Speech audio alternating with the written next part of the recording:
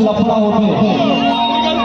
कई आदमी वो चेहरा दूसरा पर सजाते, लेकिन कई जन लड़का मन सोचते मोरे पर सजाए, लेकिन वो धोखा मारे थे,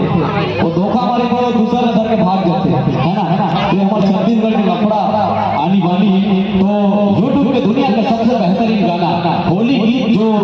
फागुन मास में चलने वाला म्यूजिक रिदम के साथ हमारे कलाकारों यहाँ प्रस्तुत करते और ये कार्यक्रम लगातार